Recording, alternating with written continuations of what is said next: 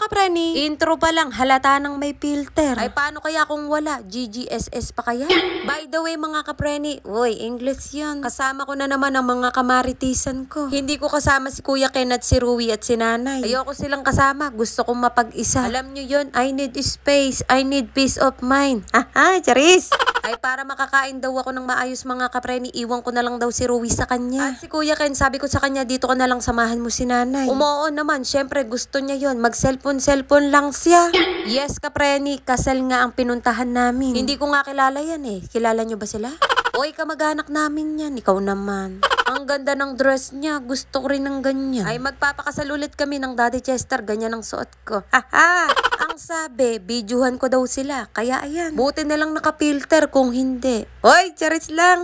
Kunwari nga hindi ko alam tapos napadaan ako tapos inulit ko. Kasi nga tumatawa ako, kailangan hindi ako natatawa. Pero wala, natawa talaga ako eh. Paano gagawin? Napakasaya ng kapreni nyo, palibasa walang kargang bata. Ilang oras lang naman akong hindi mag-aalaga mga kapreni, kaya pagbigyan nyo na. Ngayon lang naman to, sana maulit-ulit. Sabi ko sa pinsan ko na yan, mag-hi ka sa video. Nag-hi nga sila, o diba? O yung kapreni nyo kumukuda na. Sabi ko naman sa inyo, chismisan ang gusto ko eh. Yung may buhay ng tao ang pinag-uusapan. Ganoon ang gusto kong topic.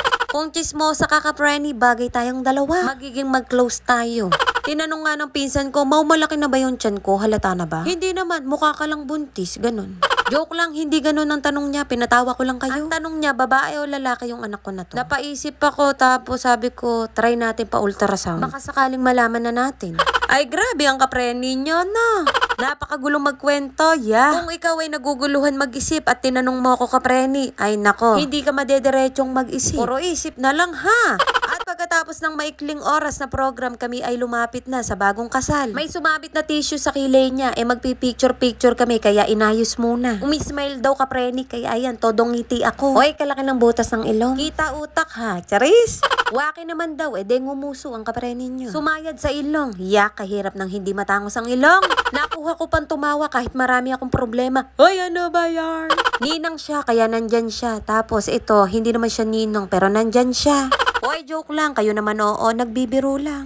Eto na nga ang pangalawang chismis ko sa inyo, kapreni. Hay nako. Nakabidyo talaga habang kumukuha ako ng pagkain. Tapos nakabidyo habang naglalakad ako, hawak ang pagkain, tas pupunta na nga ako sa lamesa na may upuan. Tapos umupo na ako, tapos kumakain na ako habang nakabidyo-bidyo. Hindi ko alam na tinapos ko ang bidyo-bidyo na hindi ko sinave. Ay grabe sa natapos talaga kapreni. Wala tuloy ako napakita sa inyo habang kumakain ako at malalaki ang subo ko. Kaya hanggang dito na lang ang bidyo-bidyo. Maraming salamat sa mga nanood. Bye mga kapreni.